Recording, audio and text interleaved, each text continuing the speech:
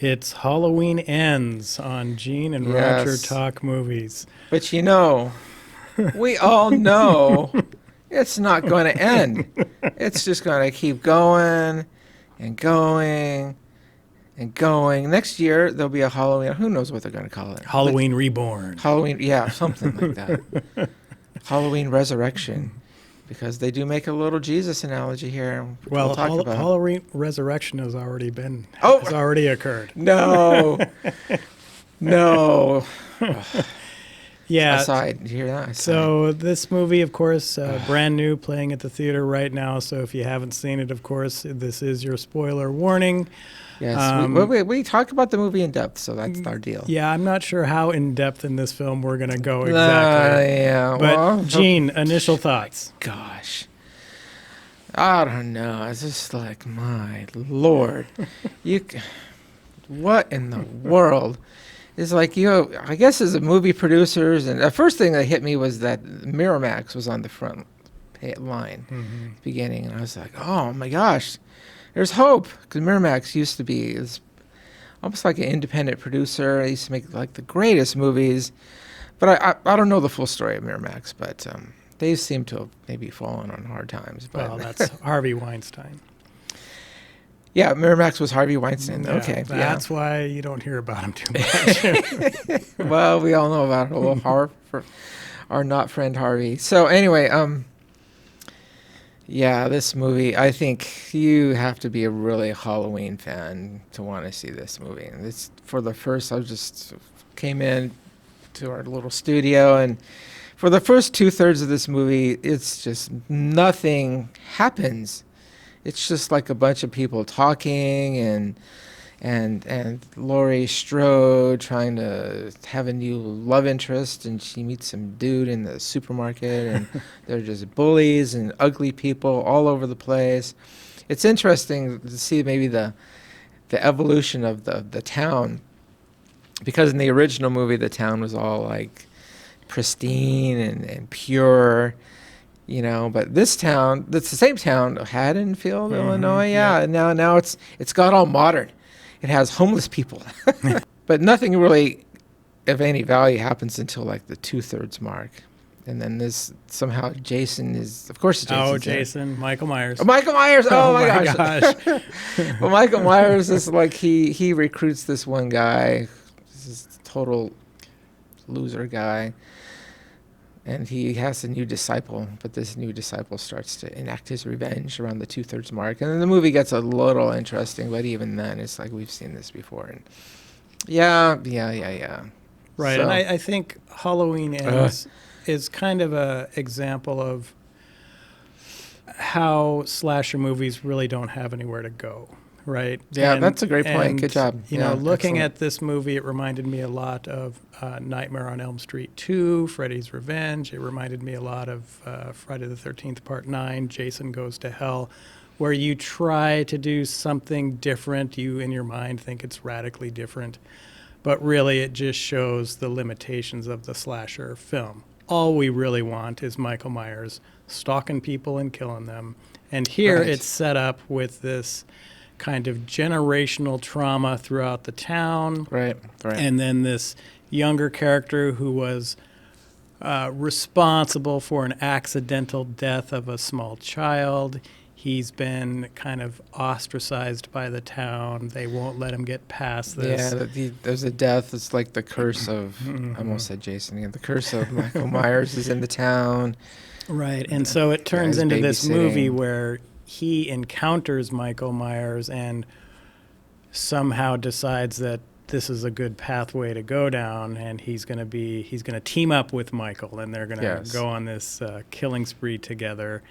And it really loses sight of what should have been the focal point of the trilogy, which is the final confrontation between Jamie Lee Curtis and Michael Myers, and that is relegated to the last 3.5 minutes of the film after you Right. go through all this garbage.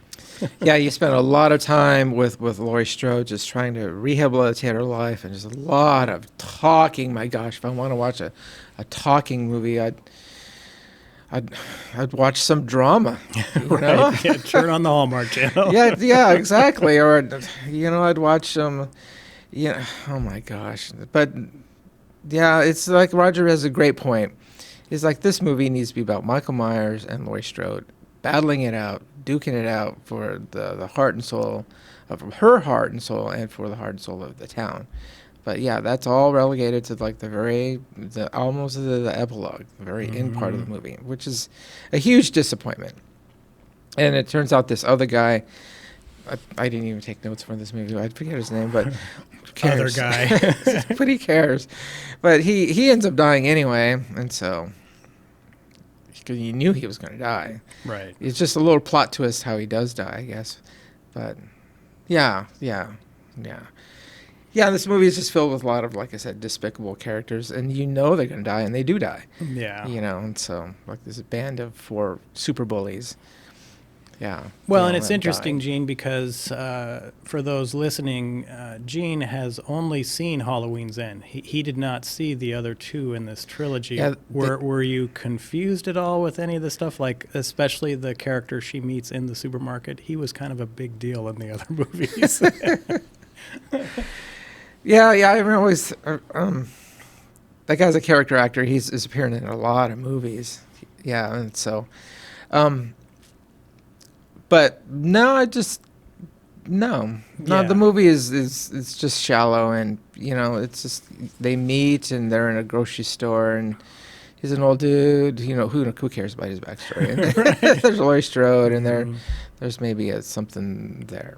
Yeah, but I think But- also you hit on the main reason this movie is just not very good. I mean, it's fine. I watched it twice, but the characters are all just vile They're flat people. characters. You know, they're so unhappy, and of course, it's trying to set up this whole idea of this generational trauma throughout the town caused Right. by Michael Myers. Right. And He's so infected the whole, town. you're right, and so the whole town is just really a bunch of jerks. Is ultimately what it comes down to, and it's not a pleasant film to watch. You know, usually a slasher movie.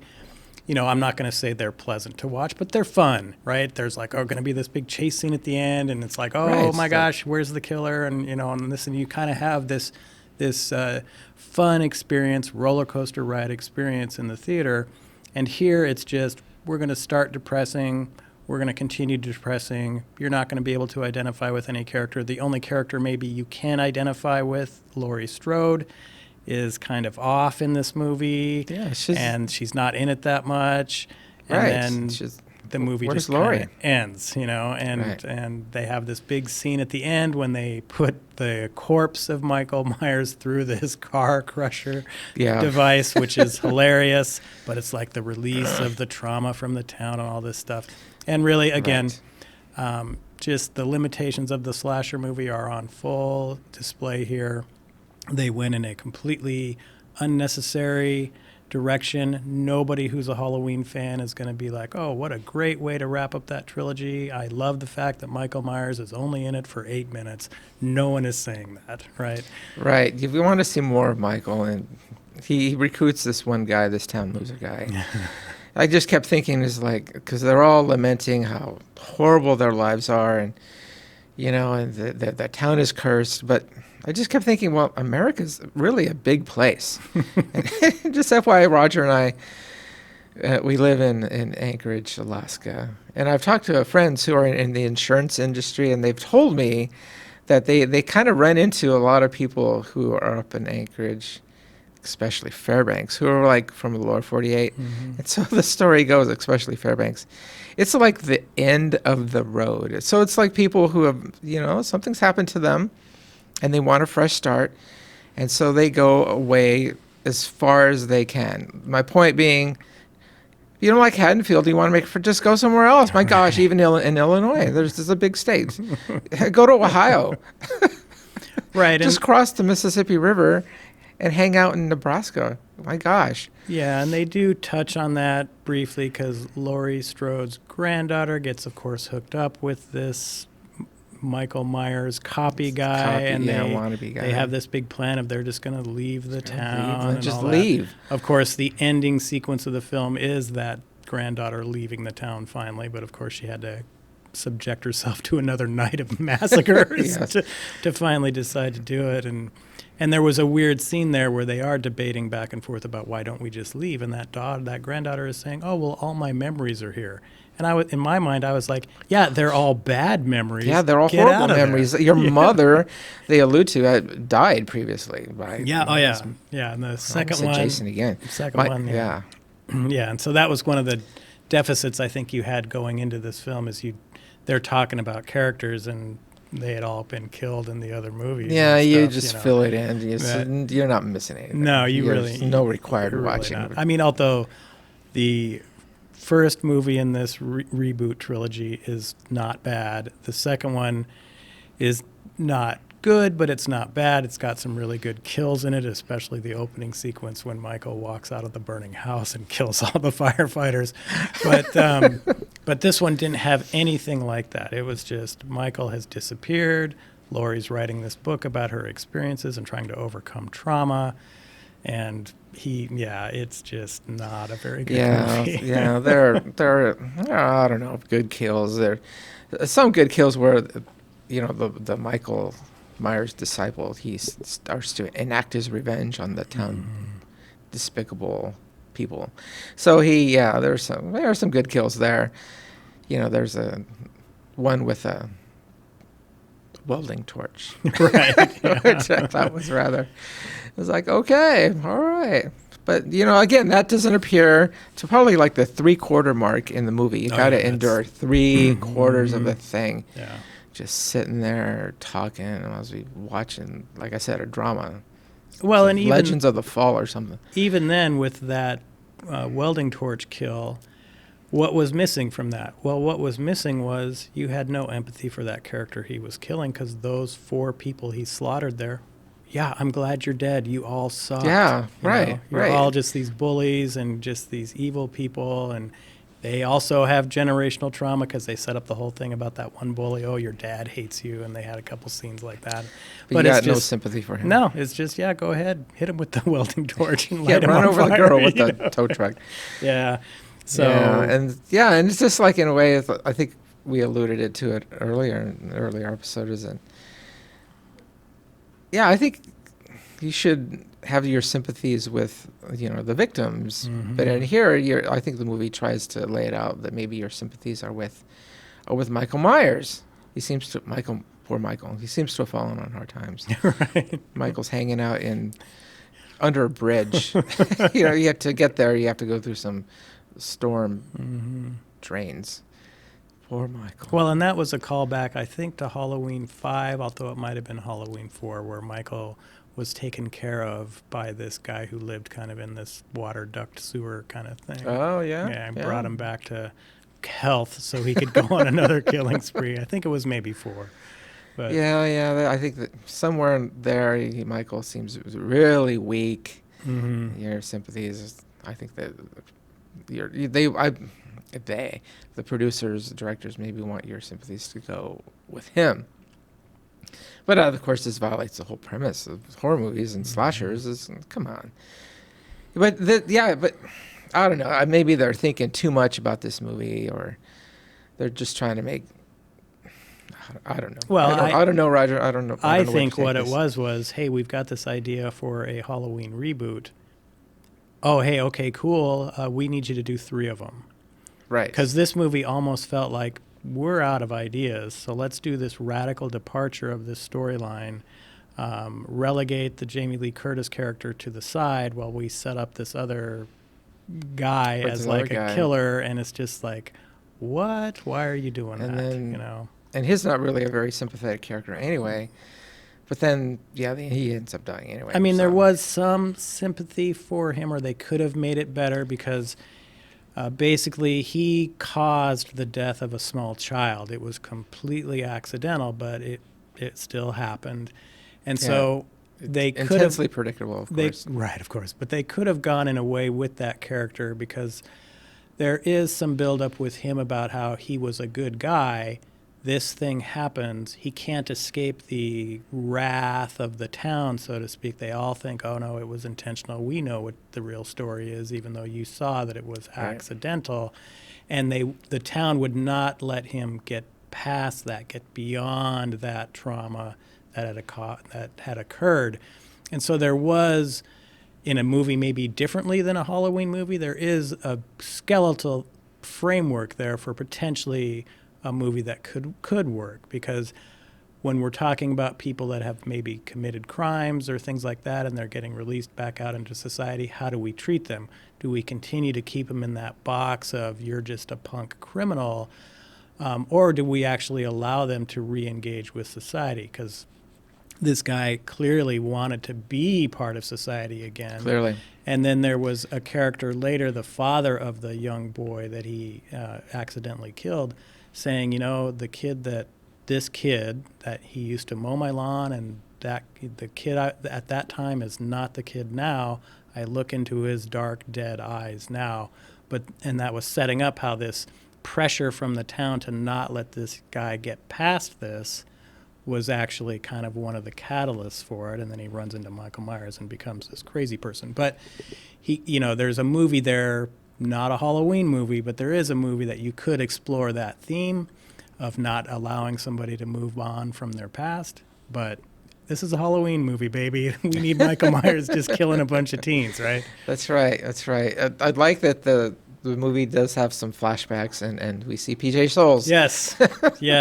And we should point out, though, Gene, because the Halloween episode we were talking about how we thought PJ Souls was maybe in Breaking Away, and then we were like, oh, no, she wasn't. Yeah, I'd confused her. Turns out she is. I confused her with Robin Douglas. Yeah, she plays Susie, I think it is, in Breaking Away. So. Yeah, I think I have to go back and watch that movie. Yeah. I always liked that movie, Breaking Away. Maybe we should have an episode of Breaking Away. Yeah. It's the antithesis of horror. Yeah, Gene and Roger talk movies, Breaking Away for some reason. Yeah, let's go with the coming-of-age movies. Play up the horror elements of that one. Yeah, exactly. We'll try to find something. Yeah, they were at the quarry. Right. Dangerous. But, and it's interesting, of course, we're talking about PJ Souls now because that's really kind of this movie. There's not really a lot to talk about with this film. No. The only real interesting piece about this film is the very end. Yeah, I'd say they're trying to make Michael Myers like a sympathetic character. And so in his execution, Laurie Strode it's in her kitchen. She has a butcher block island, Mm-hmm. you know how the kitchens are. And so anyway, she knocks Michael onto it, and then she hammers him with knives, into the butcher block, almost in a crucifixion. Right. Yeah. And then she ends up, Jesus was stabbed in the side by the Roman guard. So what does Dolores do? She stabs Michael Myers in the side with a knife. Blood's coming out. Yeah, so it's very like a Jesus kind of execution there. And so she ends up, you kept thinking, well, you really want to kill this guy? Why don't you maybe just true horror fashion, just cut the dude's head off or something? Mm-hmm. But no, they don't do. They cut his wrists, and and of course there's this he doesn't die. He gets up, choking Laurie Strode, and his daughter comes back miraculously. And kind of saves her. But then the whole town, takes the body of Michael Myers and they put it on top of a police car. Mm-hmm. And then they go down to the junkyard of all places. And it's like the Via Dolorosa or something, and then they're all carrying the body of Michael Myers from the police car to the car crusher thing, like they're carrying somebody above their heads, kind of like in a rock concert like that, and so, it's just almost is like a revered character. Of course, the town came together because I was like, we got to get rid of this guy. But they're lifting him up, and it's what? It just, the whole imagery of all that scene just doesn't fit. It's the imagery of something that this is supposed to be some serial killer who's caused pain and horror, but now we're comparing him to Jesus of all things. It's just what in the world are you trying to say here? Yeah. I can't even speculate on that. But then finally, they finally get rid of his body by putting him in this car crusher. I mean, just chopping him into little pieces, is that really going to get rid of him? I mean, just burn him. You know, like they did in the Salem Witch, which is, well, actually, they hang them then. Right. But you know, maybe the Inquisition, just burn him. But no, put him to the car crusher. And that's, I guess, is supposed to end it. Well, But and we I- know what's going to happen. Well, Next year, five, Or- 6 years from now, it'll be a or new the thing. year after that, you it's know. going to be back. But I was actually talking about the very last sequence because if this movie does one thing right, it is this last sequence which ties in perfectly with the end of the original Halloween. You remember the very end of Halloween, John Carpenter's Halloween, where they would show scenes of where the action in the film had occurred, and they had Michael Myers breathing heavily over that scene. Do you remember that? Yeah, Right yeah, at the end of the very end, they the were very like, end. And yeah, right. "Be afraid, exactly. teen. Right. You're a teenager. You got to be And scared." then in this one, what do? They do the same type of sequence right there, but it's birds chirping and it's nice and pleasant, basically showing right to your face how this generational trauma character is now gone. Right. You know, so But it's an illusion, and we all know it is. right, of course, Yeah. in the 2024, it'll be all back. right, yeah, it will. Yeah, Be. hopefully, new band of directors. So yeah, so I would say, you know, we're not going to talk more about Halloween Ends because it did what it needed to do, which is just end. Not a pleasant film to watch. No, because again, for 2/3, nothing happens. Yeah. You know, seriously, if I had paid money to go in a movie theater, I rented Peacock to get this thing, and so if I had paid money, I would have been upset.